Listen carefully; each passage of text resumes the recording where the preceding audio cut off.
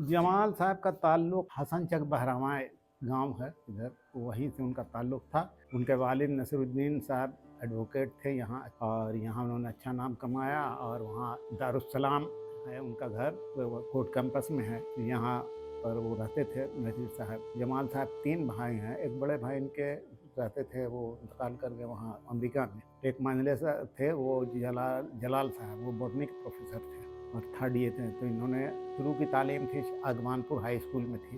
Agwanpur high school से इन्होंने किया था मैट्रिक, बल्कि ये ज़फ़र भाईजान के शागिर्दों में से भी थे। एमए किया था लेबर शेल्टर वेलफेयर में पटना से। उसके बाद इनकी तकर्री मिनिस्ट्री ऑफ लेबर में हुई एज लेबर अफसर। लेबर अफसर में ये शुरू में जहाँ तक हमको मालूम है एनसीडीसी में इनकी पोस्टिंग हुई। एनसीडीसी में भी इन्होंने अच्छा नाम कमाया, और जो वेलफेयर का जो है बहुत अच्छा वेलफेयर का मनी था इनका, ये वो वहाँ किया। लोगों को यहाँ पर कुछ लोगों का जितना भी इम्प्लॉयमेंट वगैरह का था, जो इनके हाथ में था, जो सही तरीके से इसको था तो अपना किया। उसके बाद फिर ये चले गए थे वहाँ से। फिर उसके बाद फूड कॉरपोरेशन ऑफ इंडिया में थे। फूड कॉरपोरेशन इंडिया में थे। फिर वहाँ से कोल माइंस नेशनलाइजेशन होने के बाद क्या डिप्यूटेशन हो गया ईसीएल में, ईसीएल मुगमा एरिया में as assistant chief personnel officer. यहाँ उन्होंने बहुत अच्छा काम किया हर लिहाज से। जो वेलफेयर के हिस्से, जो एजुकेशनल मामला था, जैसे कि वो मुगमा में आए तो मुगमा में पहले वहाँ पर कोई भी अंग्रेज़ी स्कूल नहीं था। बच्चे जितने थे वो सब आसम स्कूल वहाँ सेंट विंसेंट या सेंट पैट्रिक में जाते थे पढ़ने के लिए। उसको धनबाद और आसम स्कूल के बीच में कोई भी इंग्लिश स्कूल नहीं था।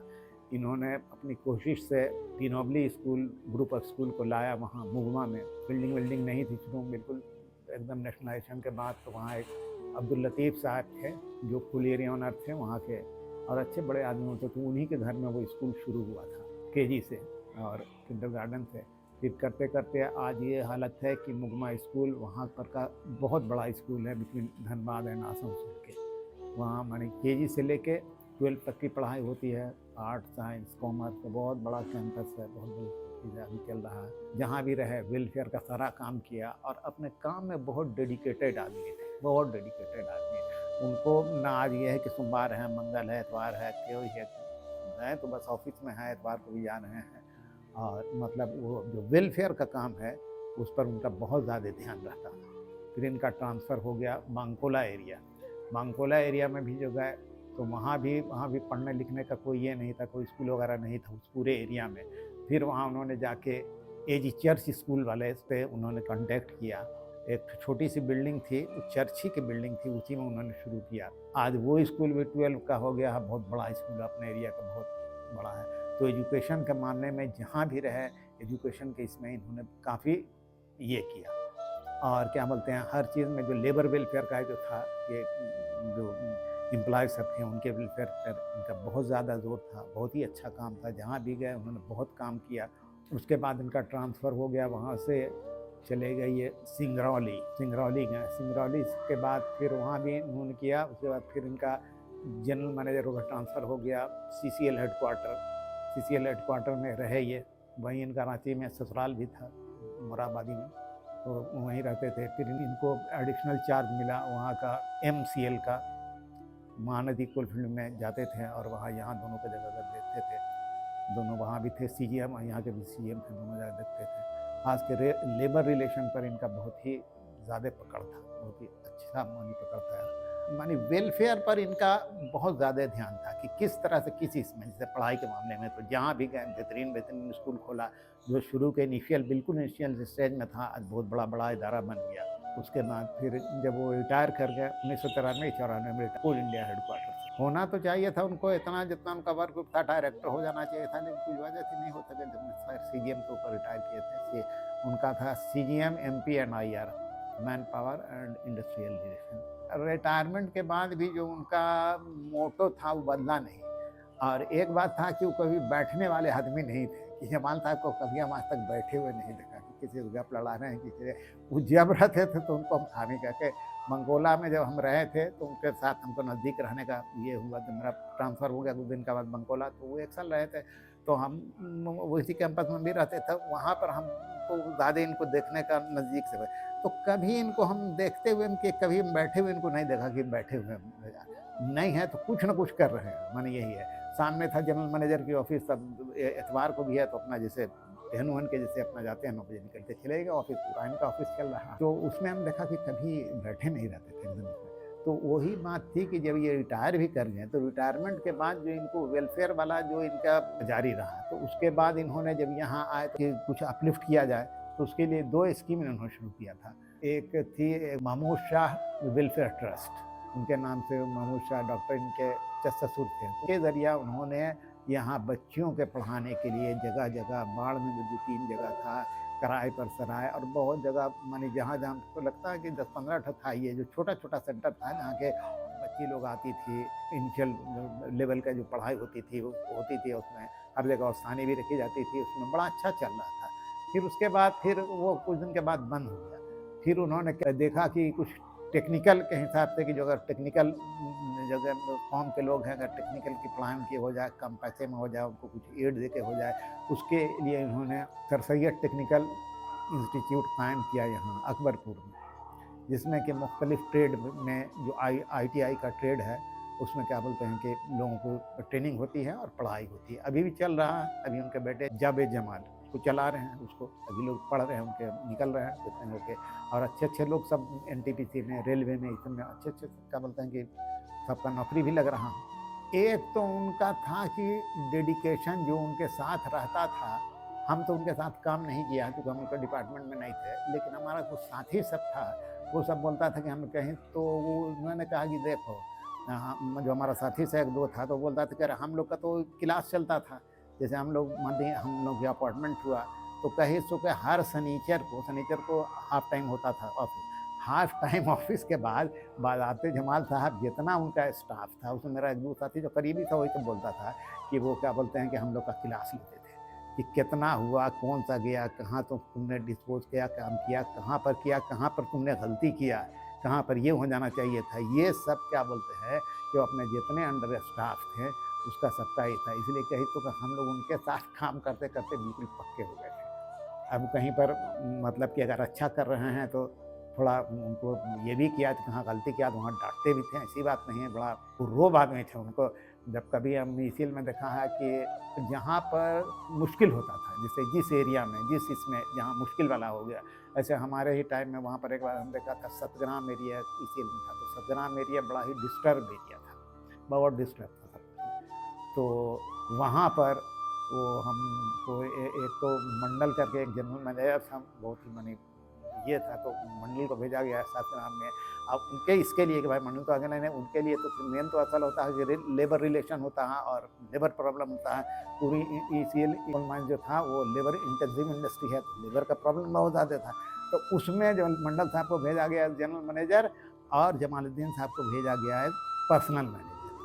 तो ये था कि अच्छा, आइए हम पहले ही बता चुके हैं कि वो अपने काम में इतना डेडिकेटेड थे, वैसा डेडिकेटेड आदमी हम बहुत कम देखा है, और खुलूस वाला आदमी, और किसी से जो काम करते थे उसमें उनका अपना कोई जाति ये नहीं होता था। अगर चाहते तो बहुत कुछ कर सकते थे अपने पोस्ट पर रहते हुए, लेकिन एक पैसा नहीं कहीं पर से किसी से नहीं, बल्कि उनका एक ज़माने में एक पिया आया था, तो उनके नाम पर कुछ अपना नाम लेता था, उनके न कोई रहा था, तो वो उसको मालूम हुआ दूसरे दिन, तो उसको ऑफिस में नहीं घुसने दिया, निकाल दिया इन्होंने एकदम गर्दन पकड़ के, गेट आउट। जब ये BM MP एंड आई आते हैं तो भट्टाचार्य करके एक विजिलेंस ऑफिसर, तो वो विजिलेंस ऑफिसर होता है, तो पूर्णिया में भट्टाचार्य करके DIG रैंक का था। तो उससे इनका ये हुआ कि वो बहुत सा काम ऐसा इनसे कराना चाहता था जो कि गलत था और जो नहीं था। जैसे कि इन लोगों तक का उन्होंने दिखाया था कि तो वो चाहता था कि जैसे उसका बेटा रहता था तो वहाँ दिल्ली में तो तैयारी करता था UPSC वगैरह का, तो वहाँ वो चाहता था कि कुछ आदमियों को वहाँ इसील से भेज दिया जाए, या कुछ ऐसी चीज़ इनसे मांग कर रहा था, क्योंकि लेबर रिलेशन में थे, जो कि ये नहीं मानी। अगर चाहते तो उसको खुद करने के लिए, लेकिन इन्होंने अपना मतलब कि एज ए रूल रेगुलेशन के हिसाब से इन्होंने नहीं किया।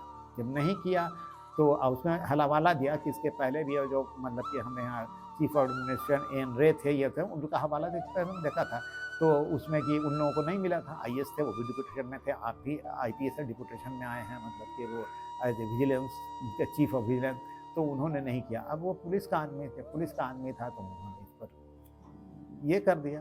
लगा दिया अपना विजिलेंस को कह के, मतलब कि सीबीआई को कह के।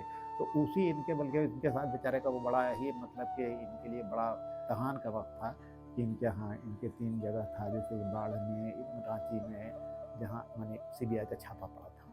फिर इन पर केस उस भी चला था सबूत में, लेकिन चूँकि ये खुले झुलाए थे, कहीं पर ही नहीं थे, तो उन पर क्या बोलते हैं कि कुछ हुआ नहीं, बल्कि सब केस में ये निकलते गए, सब केस में निकलते हैं, कहीं पर इनको कोई कुछ ये नहीं हुआ, बिल्कुल ये साथ निकल गया। तो उसी में उसके बाद हम ये जब आए तो अब कहा ना कि इनको ये था कि मैंने हम कैसे लोगों को अपने सोसाइटी का, अपने कम्युनिटी का वेलफेयर करें, उनको बढ़ाएं, उनको ऊंचा उठाएं, उनको दिखाएं। तो उसी के तहत आगे इन्होंने चूँकि बड़ा बेसिक लेवल से ले काम किया, जो उन्होंने डॉक्टर महबूब ट्रस्ट खोला, उसके बाद उन्होंने ITI खोला, जिसके वजह से उसमें यही था कि लोग यहाँ पढ़ें, टेक्निकली मतलब कि स्किल हुए, और जिससे कि इनको क्या बोलते हैं कि वो रोज़ी मिले, और रोज़ी मिलेगा तो जाहिर सी बात है, अगर रोज़ी मिलेगा तो फिर इनका जो पूरा ख़ानदान है उनका ये होगा। ये इनकी सबसे बड़ा इनका ये था कि लोगों को टेक्निकली और एजुकेशनली अपलिफ्ट करें, अपलिफ्ट करने के बाद इस तरह का अपलिफ्ट करें कि मतलब ये फिर जॉब में जाए। अब यहाँ जॉब में जाएंगे, जब जॉब में जाएंगे तो नेचुरली है कि जो भी एक आदमी अगर जॉब में चला गया तो उसका पूरा खानदान क्या बोलते हैं कि वो तो उससे मुस्तफिद होगा। इनका कारनामा देखिए, सैयद अहमद खान बहुत बड़े आदमी थे, लेकिन था इनका भी देखो उसी तरह का कुछ। जैसे सर सैयद अहमद खान का था कि लोग पढ़े लिखे नहीं थे, खास के इंग्लिश तालीम नहीं हासिल कर रहे थे, जब अंग्रेजी तालीम नहीं हासिल कर रहे थे तो नौकरी में नहीं जा रहे थे, तो उनकी माली हालत या समाजी हालत अबतर थी। यही चीज़ इनका भी था कि लोगों को मतलब कि अपलिफ्ट करके, पढ़ा के, लिखा के, इनको मतलब किस तरह से कि मतलब है कि इनको नौकरी में भेजे, जॉब में भेजे, ताकि इनका जो है अपलिफ्टमेंट हो। तो छोटे पैमाने ही पर, लेकिन वो हाँ, वो सर सैयद अहमद खान से बहुत इंस्पायर्ड थे।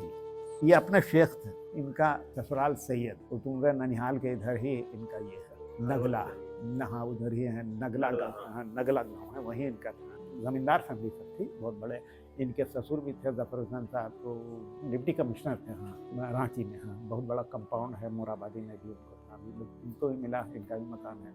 और इनके एक साला थे, क्या बोलते हैं वो प्रोफेसर थे, क्या बोलते हैं वहाँ इंग्लैंड में थे, अंग्रेजी के प्रोफेसर, इंतकाल कर गए, जो सऊदी में थे। एक साला यहाँ रहते हैं, मोराबादी में रहते हैं। जब राइट हुआ 46 में तो ये लोग चले आए वहाँ, तो देहात छोड़ के चले आए। तो यहीं पर होती उस वक्त ज़मीन था, अपना ज़मीन लिया, ज़मीन लेके वही दारुस्सलाम बनाए, दारुस्सलाम बना के फिर वो रहे। दारुस्सलाम के बगल में भी अच्छी खासी ज़मीन की थी, जो कि उन्होंने बेच दिया, बेच के जो बसा दिया नसीर कॉलोनी बताया। अब यहाँ पर ये देखो, यहाँ पर ये एक नसीर कॉलोनी भी उन्होंने बताया, ये भी एक वेलफेयर का काम है। नसीर कॉलोनी बचाया उस वक्त 10-15-20, यहाँ पर वैसी मुसलमानों की कोई कॉलोनी नहीं, नसीर कॉलोनी, वो भी एक वेलफेयर का काम है। क्योंकि इनका थोड़ा मजहबी माइंड के भी आदमी थे, ऐसी बात है, इनको हम देखा 5 वक्त नमाज पढ़ते हुए एकदम टाइम के साथ है।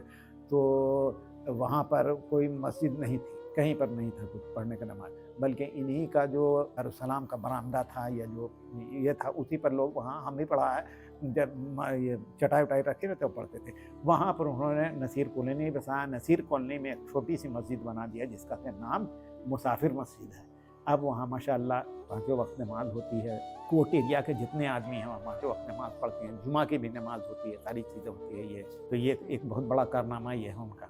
अकबरपुर इनका ननिहाल, जो एरार साहब थे ना, एरार साहब अकबरपुर में इनके मामू थे, और इनका मेरा भाई साहब है वो DM थे हारून रशीद, एक फौज जनरल मैनेजर थे भिलाई में, मामून रशीद और हारून रशीद, दो इनके मेरे भाई थे। इनके 3 औलादें हैं माशाअल्लाह। एक जावेद जमाल जो इनका बेटा है बड़ा, तो वो अभी रहता रांची में, और इनकी 2 बेटियां हैं, एक फरहीन जमाल, वो भी ऑस्ट्रेलिया में रहती हैं, उसके जो हस्बैंड है वो IT में या कंप्यूटर में इंजीनियर है। छोटी बेटी वहीं रहते हैं, उसके शौहर डॉक्टर।